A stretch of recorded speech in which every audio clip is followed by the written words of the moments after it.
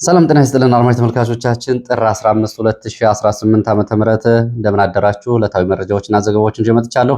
መረጃና ዘገባዎችን እየተከታተላችሁ አብራችሁ እንድትቆዩ ነው በአክብሮት የምጋብዛችሁ። በዚህ ሰዓት የተለያዩ መረጃዎችን ይዣለሁ። በዚህ ሰዓት ከማደርሳችሁ መረጃዎች መካከል ለዚሁ አፈትልኮ የወጣ ሰነድ አለ። ከሱ ሰነድ ላይ ያሉ ዋና ዋና መረጃዎችን ወደ እናንተ አደርሳለሁ።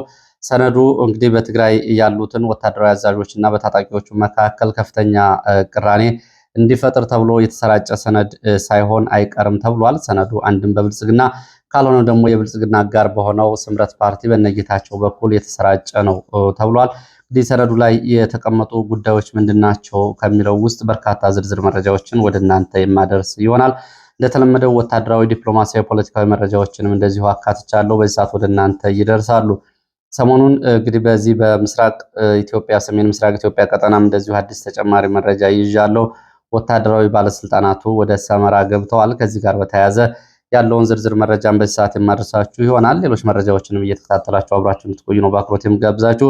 በዚህ ሰዓት እንግዲህ ከያዝኳቸው መረጃዎች መካከል ሌላው ደግሞ ብልጽግና በጉዳዩ ላይ ሰፊ የሚዲያ ሽፋንና ፕሮፓጋንዳ እየሰራበት ያለውን የቀድሞ የፋኖ አመራሮች እጅ መስጠትና በአዲስ አበባ ያለውን ሁኔታ በተመለከተ ከአሁን በፊት እጅ ሰጡ የተባሉ የቀድሞ የሸኔ ታጣቂዎችና የቀድሞ የፋኖ አባላት እጅ ከሰጡ በኋላ ያሉበት ሁኔታ ምን ይመስላል በሚለው ላይ እንደዚሁ መረጃ ይዣለሁ።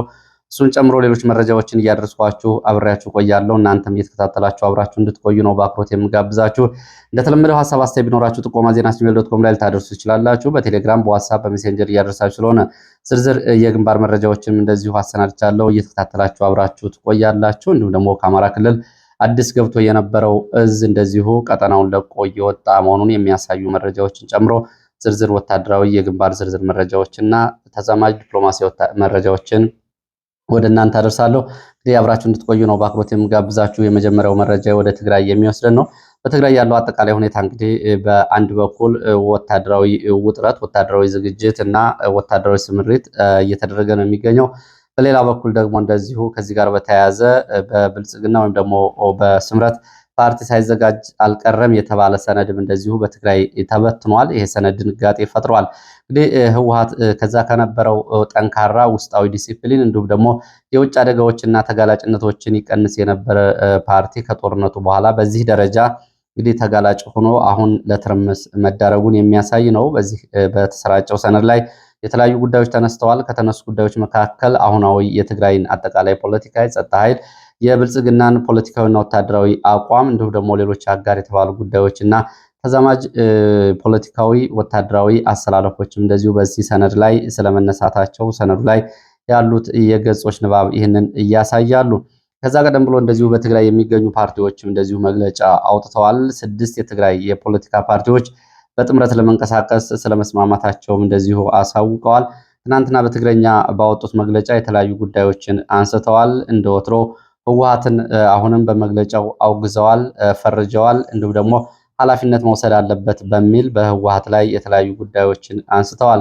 ከህወሓት ባሻገር እንደዚሁ ቀጠናዊ ጉዳዮችን በተመለከተ ጽምዶንም እንደዚሁ ጉዳዩን በመግለጫቸው አንስተውታል። እስኪ በመግለጫው ላይ የተነሱ ነጥቦችን በአጭሩ ለእናንተ ለአድማጭ ተመልካቾች ላድርስ። በትግራይ 6 የተቃዋሚ ፖለቲካ ፓርቲዎች ወቅታዊ መግለጫ አውጥተዋል። በነገራችን ላይ አሁን በኢትዮጵያ ውስጥ በክልል ደረጃ ከሚንቀሳቀሱ ፓርቲዎች በቀዳሚነት የሚገኘው የፓርቲዎችን ቁጥር በመያዝ ትግራይ ነው። ከአሁን በፊት በኦሮሚያ ክልል እስከ 21 የፖለቲካ ድርጅቶች ይንቀሳቀሱ ነበር።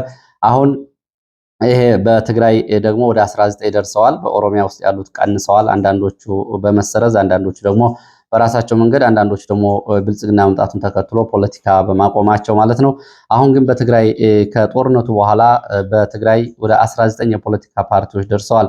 ይህ እንግዲህ ከ2 እስከ 3 ሚሊዮን በሚሆን ህዝብ ውስጥ ያለውን አጠቃላይ የፖለቲካ ተጸራሪ ወይም ደግሞ የአካባቢያዊ ፍላጎቶችን በውል የሚያሳይና አንድ ኃይል ተሸናፊ ከሆነ በኋላ የኃይል መበታተን ወይም ደግሞ የኃይል መሰባበር ሲደርስበት ምን ሊሆን እንደሚችል የሚያሳይ ነው። በነገራችን ላይ ይሄ ትልቅ ማሳያ ነው።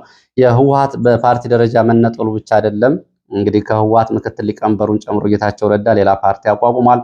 ከዛ ባሻገር የህወሓት ታጣቂዎችም እንደዚሁ ለሁለት ተከፍለዋል። ቀሪ አንዱ የተወሰነው ቡድን በነጌታቸው የሚመራና ፌዴራል መንግስት የሚደገፍ ሲሆን ሌላው ደግሞ አሁን በትግራይ ውስጥ የሚገኘው ታጣቂ ነው። ይሄ እንግዲህ ከሽንፈት በኋላ የመጣው ኃይል መበታተን ነው። ይሄ ጉዳይ የሚያሳይ ነው። እንግዲህ የፓርቲዎቹ መብዛትም በአንጻሩ ለማንኛውም ወደ መረጃዎቹ ስቀጥል እነዚህ አካታች ጊዜያዊ መንግስት ምስረታ ውይይት እንዲደረግና እንዲቋቋም ጥሪ አቅርበዋል። እነዚህ ታጣቂዎች ይቅርታ፣ እነዚህ ፓርቲዎች የታጠቁትም ሆነ ያልታጠቁ ታጣቂዎችንም ጨምሮ ያካተተ ውይይት እንዲደረግ ነው ጥሪ ያቀረቡት። ህወሓት ለሁለንተናዊ ውይይት እና መንግስት ምስረታ ከባድ እንቅፋት ሆኗል ሲሉ ህወሓት የአጠቃላይ በትግራይ ላለው ቀውስ ተጠያቂና ኃላፊነት መውሰድ አለበት ሲሉም እንደዚሁ በጥሪ አቅርበዋል። በዚህም በመግለጫቸው አውግዘዋል። የትግራይ ፖለቲካ በትግራይ ዝግ ሆኖ ለህግደፍ ወይም ደግሞ ለሻቢያ ፋኖ ጽምዶ ቅንጅት እያውደለደለ ይገኛል ሲሉም ይህንን በመግለጫቸው ላይ አንስተዋል። ሻቢያ ከተፈጠረ ጀምሮ ለትግራይ ህዝብ ያለውን እንደዚሁ ጸረ ህዝብነት እንደዚሁ መግለጫው አንስቶ ወቅሰዋል። ህወሓት የትግራይን የጸጥታ ኃይሎች አፈናና እስርን በተመለከተ እንደዚሁ በመግለጫው ላይ እንደዚሁ ተነስቶ ውግዘት ተደርጓል። በተለይ ጀኔራል ጉሽ ገብረና ሌሎች ከፍተኛ የትግራይ የጸጥታ ኃይሎችና አባላት እስራትን በተመለከተ የስድስቱ ፓርቲዎች መግለጫ ይህንንም አውግዟል። በትግራይ የተጀመረው የጸጥታ ኃይሎች አፈና እና በተቃዋሚዎች ላይ የሚደረገው ማዋከብ ወደፊት ተጠናክሮ ይቀጥላል፣ ይህም ስጋታችን ነው ሲሉ ፓርቲዎቹ ገልጸዋል። በትግራይ የተጀመረውን አፈናና እንዲሁም ደግሞ እስራት እንዲቆምም እንደዚሁ ፓርቲዎቹ ጥሪ አቅርበዋል። ፓርቲዎቹ 5 ነጥቦችን አንስተው መግለጫቸውን አጠናቀዋል። አንደኛ፣ በቅርቡ በቁጥጥር ስር የዋለው የአርሚ 15 አዛዥ ጀነራል ጉሽ ከስር እንዲፈታና እንደዚሁም በሱ ላይ የተፈጸመው እስር ተስፋ አስቆራጭና ሌሎች ላይም ወደፊት የሚደረግና ህወሓት ተስፋ መቁረጡን የሚያሳይ ነው ሲሉ ነው በመግለጫቸው ያወጡት። ሁለተኛው ጽምዶ የተባለው እንግዲህ አደገኛ ግርግር ትግራይን የጦር ማዕከል የሚያደርጉ ስለሆነ በአስቸኳይ ሊቆም ይገባል የሚል ጥሪ አቅርበዋል።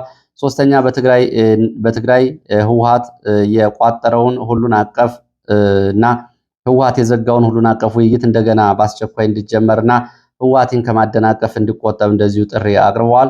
ህወሓት ከድሃው ህዝብ ሊሰበስብ ያሰበውን 6 ቢሊዮን ብር በአስቸኳይ እንዲያቆምና ህዝቡ ደግሞ ለዚህ ተቃውሞ ምላሽ እንዲሰጥ፣ ህወሓት የሚሰበስበው ገንዘብ እና ህወሓት የሚታመን ስላልሆነ የገንዘቡ ጉዳይ ወደ እጁ እንዳይገባ ህዝቡ ተቀባይነት እንዳይኖረውና ምላሽ እንዲሰጠው እንዲቃወምና ገንዘብ እንዳያዋጣም ጥሪ አቅርበዋል። እነዚህን ጥሪ ያቀረቡት ባይቶና፣ ነጻነት ትግራይ፣ አረና፣ ሳልሳይ ወያኔ፣ ትንሣኤ ሰብአ እንደርታ እንዲሁም ደግሞ በቅርቡ በተመሰረተው ወለዶ ተብሎ የሚጠራው ፓርቲ ናቸው። በጋራ ባወጡት መግለጫ ይህንን እየገለጹት እንግዲህ ፓርቲዎቹ ይህንን ብለዋል። ከፓርቲዎቹ ባሻገር በትግራይ ያለውን አጠቃላይ ሁኔታ በተመለከተ የወጣው ሰነድስ ምን ያሳያል የሚለው ላይ አንዳንድ ነጥቦችን ወደ እናንተ ላድርስ። ይሄ ሰነድ እንግዲህ ከመጀመሪያው በብልጽግና ወይም ደግሞ የብልጽግና አጋር በሆኑት በነጌታቸው ረዳ እና በተባባሪዎቻቸው ተዘጋጅቶ የተበተነ ሳይሆን አይቀርም የሚል ግምት ነው ያለው። እንግዲህ ሰነዱ በዋናነት ዓላማው ሲታይ የህወሓት ታጣቂዎችና የህወሓት ወታደራዊ አዛዦችን እንደዚሁ ግንኙነታቸውን መበጠስና ማጋለጥ ሆኖ ስለሚታይ ይሄ እንግዲህ ከማን እንደተዘጋጀ ለመገመት አያስቸግርም። በዚህ ሰነድ እንግዲህ የተለያዩ ጉዳዮች ተነስተዋል። ለትግራይ ታጣቂ ኃይልን ለማን ነው መስዋዕትነት የምትከፍለው? የምትታገለው ለማን ነው? ለማን ብለህ ትሞታለህ? ለማን ዓላማ አንተ ትሰዋለህ? በሚል አለቆችህን ተመልከት በሚል አለቆቹ ወይም ደግሞ የትግራይ የጦር አዛዦች ያሉበትን የሀብት ደረጃ እና የተሰማሩበትን አጠቃላይ የኢንቨስትመንትና ኮንትሮባንድ የሚያሳይ ነው። ከዚህ ባሻገር የቤተሰቦቻቸውን ሁኔታና እነሱ እየኖሩ ያሉትን ኑሮ ለማሳየትና ታጣቂው እነሱን እንዳይከተል ለማድረግ የታሰበ ዘመቻ ነው። ከዚህ ጋር በተያያዘ እንግዲህ በቀጣዩ ዘመቻ ቅስቀሳ አጀንዳዎች ይሆናሉ የተባሉ ነጥቦችንም እንደዚሁ አንስቷል። ኦህዴድ ብልጽግና ያለበትን የፖለቲካና ወታደራዊ አቅም ሁኔታም እንደዚሁ ሰነዱ ላይ ተቀምጧል። እንግዲህ ለቅስቀሳ ይሄ ይነገራል በሚል ነው።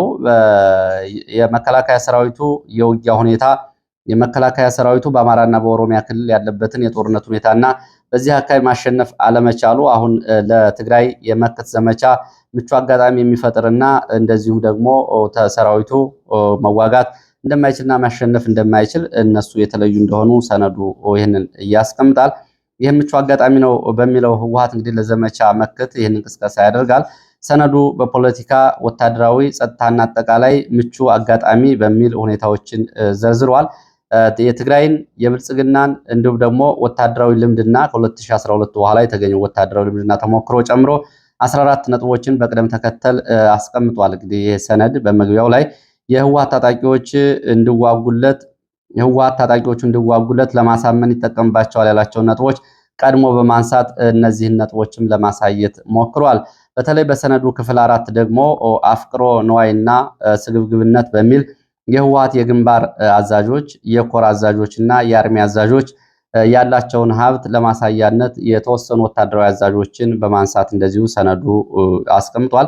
ሰነዱ እንግዲህ 80 በመቶ ሀብታቸው ፈጽሞ ምንጩ የማይታወቅ በሚል ካነሳቸው ወታደራዊ አዛዦች ውስጥ እንግዲህ የናጠጡ ሀብታሞች፣ የኮንትሮባንድ ነጋዴዎች ሲል ሰነዱ 9 ወታደራዊ አዛዦች እና ሌሎች የፖለቲካ መሪዎችን እንደዚሁ አንስቷል። መጀመሪያ ሰነዱ የሚጀምረው የደቡባዊ ግንባር አዛዥ በሚባለው ሜጀር ጀነራል ዮሐንስን ነው። በጀነራል ዮሐንስ ወይም ደግሞ በቅጽል ስሙ ጆን መድድ እየተባለ የሚጠራውን በተመለከተ ሀብቱን ከትግራይ እስከ አዲስ አበባ ያለውን ሀብት፣ መሬት፣ ኢንቨስትመንት ያነሳል። እንግዲህ እዚህ ላይ በዝርዝር ያስቀመጡት አለ። እንግዲህ በትግራይ በአዲስ አበባ እና በተለያዩ አካባቢዎች ያለውን ህንፃ፣ መኖሪያ ቤት፣ በቤተሰቦቹ ያለውን ያነሳል። ሁለተኛው ብርጋዴር ጀነራል ምግበይ ኃይሌን ነው። አዲስ አበባ፣ ዱባይ፣ አውሮፓ አዳዲስ ህንፃዎችን ስለመግዛቱ የወርቅ ኮንትሮባንድ እና እንዲሁም ደግሞ በወርቅ ፍለጋ ላይ የተሰማራ ስለመሆኑና በራሱ በልጆቹ በቅርብ ቤተሰቦቹ ስም የተከማቸውን ሀብት እንደዚሁ ያሳያል። ሌላው ብርጋዴር ጀነራል ተክላይ አሸብር ነው። ከመቀሌ ከተማ ህንፃ እና የፎቅ ግንባታ እስከ አዲስ አበባ ድረስ ያሉ የህንፃ ግንባታዎች እንዲሁም ደግሞ ሰፋፊ የእርሻ መሬቶች እና የእርሻ ኢንቨስትመንትን አያይዞ ያነሳል። ከዚህ ጋር በተያያዘ እንግዲህ በርካታ ቦታዎችን ማጥሮ እንዳስቀመጠና ሀብቱን ለማስጠበቅ የትግራይን ታጣቂዎች እንደዚህ ወደ ጦርን ለማስገባት እንደሚጥር ይገልጻል። በተለይ ብርጋዴር ጀነራል ተክላይ አሸብር የለውጥ ኃይል መስኖ ጥቅሙን ለማስከበር የሚሄድበት መንገድ የናጠጠ ከበርቴነቱን ለማስከበር ካልሆነ በስተቀር ሌላ የለም የሚል ይዘት አሰራጭቷል። አራተኛው ተወልደ ገብረትንሳይ ኮሎኔል ናቸው። እነሱን ደግሞ ተመለከተ። በአሜሪካ በዱባይ ያሉ ህንፃዎችና ሀብቶችን ጨምሮ ከሽሬ፣ አክሱም፣ አዲስ አበባ እንደዚሁ ያሉ ሀብቶችን እና በዋናነት ከኤርትራ የሚመጡ ወጣቶችን በመያዝ በከፍተኛ ዶላር የሚሰበስብና የሚቸበችብ የራሱ ታጣቂ ያሰማራ ስለመሆኑም እንደዚሁ የሰነድ ይገልጻል። ሌላው ብርጋዴር ጀነራል ኃይለስላሴ ግርማይ ነው። ብርጋዴር ጀነራል ኃይለስላሴ ግርማይ አዲስ አበባ ያላቸው መቀሌ ያላቸውን ህንፃ ጨምሮ በተለይ በጦርነቱ ወቅት በወሎና በሸዋ አካባቢ የተሰበሰበውን ሀብት እንዴት ወደ ግላቸው እንዳዞሩት ሰነዱ ያነሳል። በቅርቡ ከብርጋዴር ጀነራል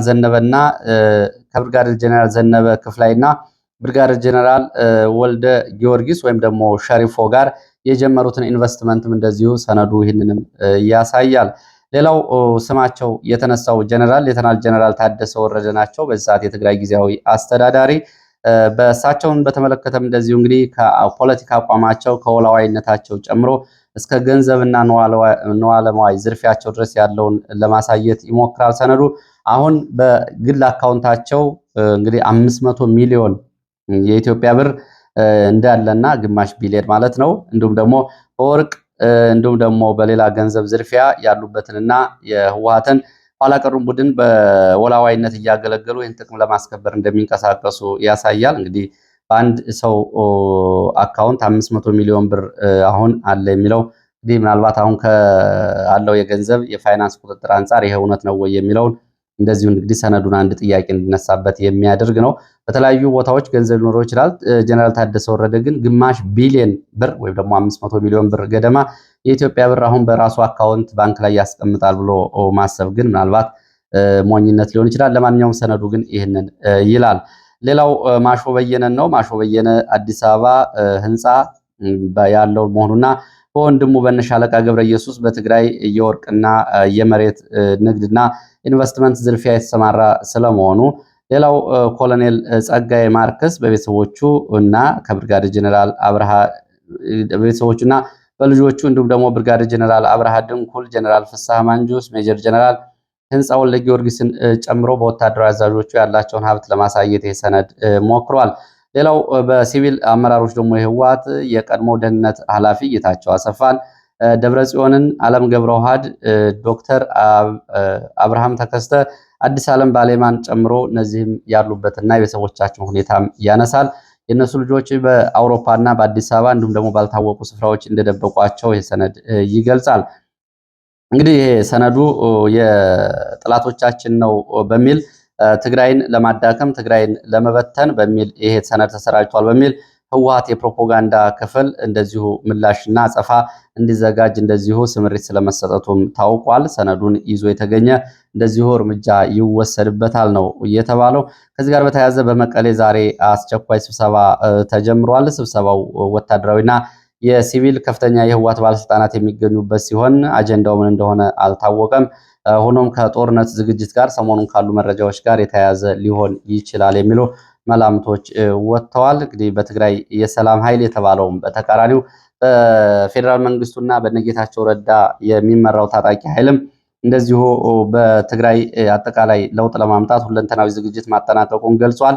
በትላንትናው ዕለት ኮማንዶዎችን ባስመረቁበት ወቅት ጀኔራል ገብረ እግዚአብሔር በየነ በትግራይ ያለውን ቡድን ለማስወገድ ዝግጅታቸውን ማጠናቀቃቸው ነው የተገለጸው። ያው እንግዲህ በኮማንዶ ምርቃት ላይ ይህንን ይበሉ እንጂ በሚዲያ ላይ ይህንን ይናገሩ እንጂ ባለፈው ህወሓት ወደ አፋር ገብቶ ጥቃት ሲፈጽም ግን በአንድ ቀን ነው እንግዲህ ካምፓቸውን ጥለው የወጡት። ለማንኛውም ይህንን ብለዋል። የትግራይ አካባቢ ሁኔታ ይህንን ይመስላል። ወደ ሌሎች መረጃዎች ሲሄድ ደግሞ የአፋርና አካባቢውን እየተመለከተ አዲስ የጂኦፖለቲካ ወይም ደግሞ ከቀጠናዊ የቀይ ባህር ፖለቲካ ጋር የሚያያዝና የሚዛመድ መረጃ ወደ እናንተ አደርሳለሁ። የጅቡቲ ወታደራዊ ባለስልጣናት ወደ አፋር መግባታቸው ነው የታወቀው። በአፋር ሰመራ ከመከላከያ አዛዦች ጋር ሊነጋገሩ እንደሚችሉም እንደዚሁ ታውቋል። ጉዳዩን በተመለከተ እንግዲህ የተለያዩ ነጥቦች ተነስተዋል።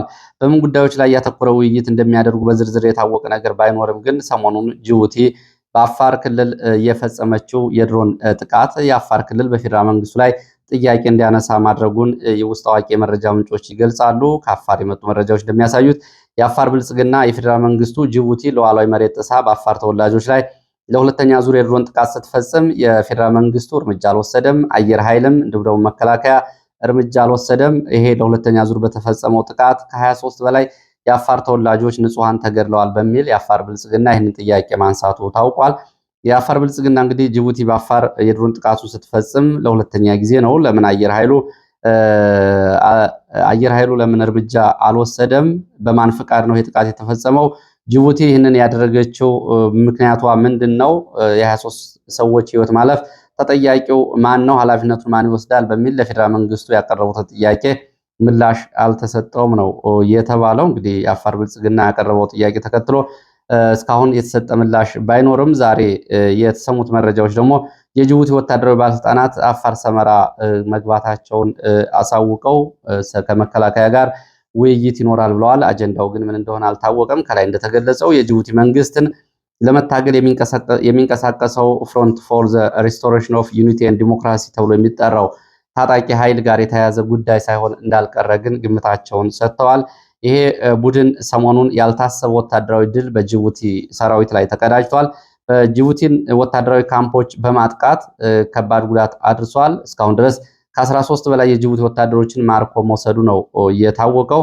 ይሄ መቀመጫውን አንዳንዴ በኢትዮጵያ ውስጥ አንዳንዴ ደግሞ በሌሎቹ የአፋር አካባቢዎች በጅቡቲም በኤርትራም ያደርጋል የተባለው ኃይል የጅቡቲ መንግስት ለመጣል የሚንቀሳቀስ ሲሆን ከዚህ ጋር በተያያዘ የሰሞኑ አንዳንድ ጉዳዮች ጉዳዩን ተያያዥ ያደርጉታል።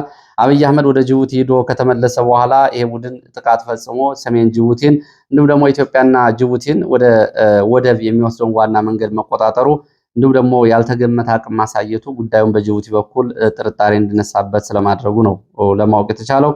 ከአብይ ጉብኝት በኋላ እንግዲህ አብይ በጅቡቲ ባለው ጉብኝት ደስተኛ ባለመሆናቸው የታጣቂ ቡድን ከኢትዮጵያ እየተነሳ በጅቡቲ ላይ እንደዚሁ ጫናዎችን እንዲፈጥር ወታደራዊ ድጋፍ አድርገው ሊሆን ይችላል።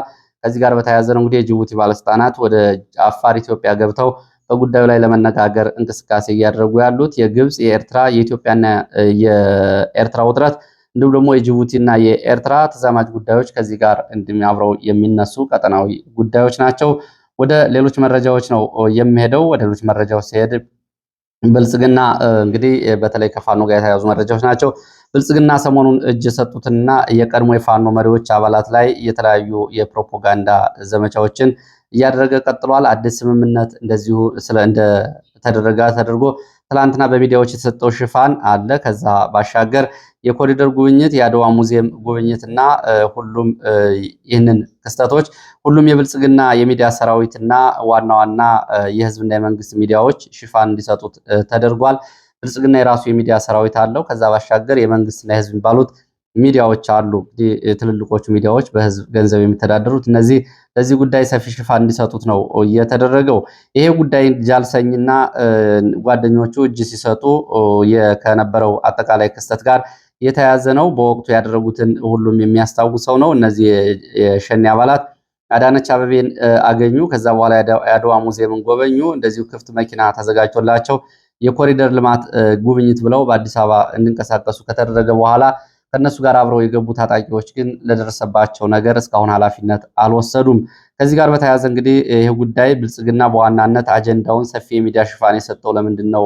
የሰሞኑን የቀድሞ የፋኖ መሪዎች የነበሩ አሁን እጅ የሰጡትን ጉዳይ ለምን ሽፋን ሰጠው የሚለው ጉዳይ ሲታይ ዓላማው ግልጽ ነው። አንደኛው እንግዲህ ከብልጽግና በተለይ የአማራ ብልጽግናዎች አብይ አህመድ ከህወሓት ጋር በደቡብ አፍሪካ ሲደራደር እንዲሁም ደግሞ ከሸኔ ጋር በታንዛኒያ እና በዳሬ ሰላም ሁለት ዙር ድርድር ሲያደርግ የአማራን ህዝብ ጥያቄ ያነሱ ወጣቶችን ግን በድርድር ለመቀበል ፈቃደኛ አይደለም የሚለውን አብይ አህመድን ያነሱበት የነበረውን ጥያቄ ፕሮፓጋንዳዊ ምላሽ ለመስጠት ያለመና ተደራድረናል በሚል በተደጋጋሚ የአፍሪካ ህብረትና የኢጋድን ስም በማንሳት ጉዳዩን ለመሸፈን እየታሰበ ስለመሆኑ አንዱ ምክንያት ነው።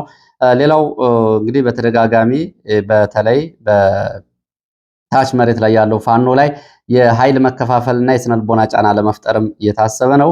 ሌላው ለዓለም አቀፉ ዲፕሎማሲያዊ ማህበረሰብ ብልጽግና የሰላም አማራጭ የተቀበለና ሰላማዊ ስምምነት እያደረገ ያለ ጦረኛ ሳይሆን የሰላም ፈላጊ መሆኑን ለማሳየትም እያለመ ነው። እንግዲህ የተደረገ የተባለው ስምምነት ግን አሁን የአማራ ህዝብ ጥያቄዎች፣ የፌዴራሉን አወቃቀር፣ የህገ መንግስት እንዲሁም ደግሞ የህልውና ጉዳዮችን ለመመለስ በየትኛው ነጥብ ላይ በየትኛው ስምምነት ላይ የተነሳ ጉዳይ ስለመኖሩ እስካሁን ድረስ ግልጽ አልሆነም። ሆኖም እንግዲህ ጉዳዩ ግን የፕሮፓጋንዳ ሽፋን በብዛት ተሰጥቶታል። ለማንኛውም ሌሎችም ወደፊት ይመጣሉ ከሚል ለማባበልም የታለመ ዓላማ እንዳለውም ያው እንግዲህ ይህን ግልጽ ነው። ከዚህ በፊት እጅ የሰጡ የሸኔ አባላትና የፋኖ አባላት ያሉበት ሁኔታ ምን ይመስላል፣ ምን ገጠማቸው የሚለውን በተመለከተ እንደዚሁ ይህንን መረጃ አደርሳለሁ። እጅ ሰጥተው በምህረት ከገቡት የሸኔ አባላት መካከል በሌሊት ተወስደው የተረሸኑ ስለመኖራቸው እንዲሁም ደግሞ በሰው መግደል ወንጀል ክስ ተመስርቶባቸው አሁን ፍርድ ቤት እየተመላለሱ ታስረው የሚገኙ ስለመኖራቸው በሟች የብልጽግና ቤተሰቦች ትፈለጋላችሁ በሚል በቂም በቀል የተለያየ ግፍ የተፈጸመባቸውና ቅስም ሰባሪ ስድቦች እየተሰደቡ ማዋረድ የተፈጸመባቸው ታጣቂዎች ስለመኖራቸው ከዚህ መካከል ከሚሊሻና ከጸጥታ አባላት ጀግና ከሆናችሁ ጫካ ገብታችሁ አልነበረም? ለምን ደግማችሁ አትሞክሩንም? ተሸንፋችሁ እኮ ነው የመጣችሁት የሚል ማህበራዊ ግንኙነታቸውን ጭምር በማሸማቀቅ ወደ ማህበረሰባዊ ጫና ውስጥ እንዲገቡ ማድረግ ይሄ በሸኔ ታጣቂዎች ላይ እየተፈጸመ ሲሆን በቁጥር የታወቁት እንደዚሁ ፍርድ ቤት ቀርበዋል። እንግዲህ በዚህ በአማራ ክልልስ እጅ ከሰጡ በኋላ ሌሎች ምን ሆኑ የሚለውንም በተመለከተ ደብረታቦር እንዲሁም ደግሞ ፍኖተ ሰላም ዙሪያ ካገኘኋቸው መረጃዎች መካከል ለመቋቋሚያ ይሰጣቸዋል የተባለው ገንዘብ እንደዚሁ ቃል የተገባላቸው ስላለመፈጸሙና በስማቸው የገባ ገንዘብም ስለመታገዱ እንዲሁም ደግሞ ጥቅማ ጥቅም ተብሎላቸው ቃል ተገብተው የነበሩ ሲሆን አሁን ማንም ጉዳያቸውን የሚሰማ እንደሌለና ተመላልሰው ሲጠይቁም ማንም ከሰው የሚቆጥራቸው አለመኖሩ ከሁሉም በላይ ትጥቅ ፈተው የቁም እስረኛ ተደርገው ከቦታ ቦታ እንዳይንቀሳቀሱ ስለመደረጋቸው በእነሱና በቅርብ ቤተሰቦቻቸው የሚገኝ ገንዘብ በዝርፊያ የተገኘ ገንዘብ ነው በሚል ለጊዜው እንዲታገድ መደረጉና ወደፊት ሊወረስ እንደሚችል እንቅስቃሴ ስለመኖሩ እንዲሁም ደግሞ ሚሊሻና ልዩ ኃይል አሳቻ ሰዓት እየጠበቁ በቂም በቀል እንደሚፈጽሙባቸው እንዲሁም ደግሞ በጦርነቱ ጊዜ ቤተሰቦቻቸው የሞቱባቸው ሰዎች በወንጀል ይፈልጓቸዋል በሚል በቁም እስር ላይ መሆናቸውና መንግስት እናንተን ከወንጀል ነፃ አድርጓል አይፈልጋችሁም ቢባሉም በጦርነቱ ጊዜ ቤተሰቦቻቸው የሞቱባቸው ሰዎች በወንጀል ይጠይቋቸዋል የሚለው ግን እንደዚሁ ሌላ ወጥመድ ስለመሆኑ የሚገልጹ መረጃዎች መጥተዋል። ከዚህ ጋር በተያያዘ ተመልሰው ጫካ የገቡ ስለመኖራቸውም እንደዚሁ የሚያሳዩ መረጃዎች ናቸው ያሉት። ወደ ሌሎች መረጃዎች ስቀጥል ወደ ሰሜን ወሎ መርሳና ዙሪያ የሚወስድን መረጃ አስከትላለሁ። መርሳ ዙሪያ አቅራቢያ ሀራ ተብሎ የሚጠራው አካባቢ በጊራና የነበረው 11ኛ እዝ አካባቢውን ለቆ እየወጣ እንደሆነ ነው የተገለጸው። ባለፈው መስከረም ላይ የተቋቋመው 11ኛ እዝ ከባለፈው ሳምንት ጀምሮ በተከታታይ በተሽከርካሪዎች ከአካባቢው ኃይል እያስወጣ ወደ ደሴ እየወሰደ ነው። መዳረሻው የት እንደሆነ አልታወቀም ብለዋል። ትናንትና ይህን እያንቀሳቀሰ በነበረበት ሰዓት ከውርጌሳ ከተማ አቅራቢያ በአርፒጂ በተፈጸመ ጥቃት የሻለቃ አዛዥን ጨምሮ ከ35 በላይ ወታደሮች ሙትና ቁስለኛ ስለመሆናቸው ዛሬ የወጡ መረጃዎች ይህንን አረጋግጠዋል። በሸዋ ቀጠና እንደዚሁ በሶስት ግንባሮች ወደ ፋኖ ቀጠና ከገባ ሚሊሻ አድማ ብተናና መከላከያ ጋር በተደረገው ውጊያ እንደዚሁ ወታደራዊ ኪሳራ ደርሷል።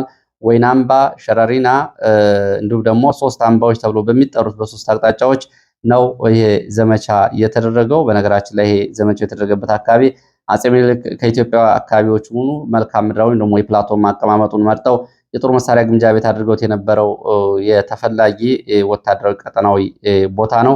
በዚህ ቦታ ውጊያ መደረጉን የታወቀው ጉዳቱ አልታወቀም። በተመሳሳይ በዚሁ ሀገረ ማርያም ዛላ ዘባባ ተብሎ በሚጠራ ቦታም እንደዚሁ ለሰዓታት የቆየ ውጊያ ተደርጓል። የሚሊሻ አባላት ጉዳት ደርሶባቸዋል። ደብረ ማርቆስ ዙሪያ እንደዚሁ የደፈጣ ጥቃት ተፈጽሟል። የቀጋት ተብሎ ከሚጠራው ወደ ጎፍጭማ ሲጓዝ በነበረ የወታደሮች ጋር ላይ ጥቃት ተፈጽሟል። በተፈጸመው ጥቃት የደረሰው ጉዳት አልታወቀም። ትላንትናም በተመሳሳይ ምስራቅ ጎጃም አዋበል እንዲሁም ደግሞ በመርጦ ለማርያም ቀጠና በተፈጸሙ የደፈጣ ጥቃቶች እና በካምፖች ላይ በተፈጸሙ ጥቃቶች ጉዳቶች መድረሳቸው ይታወቃል።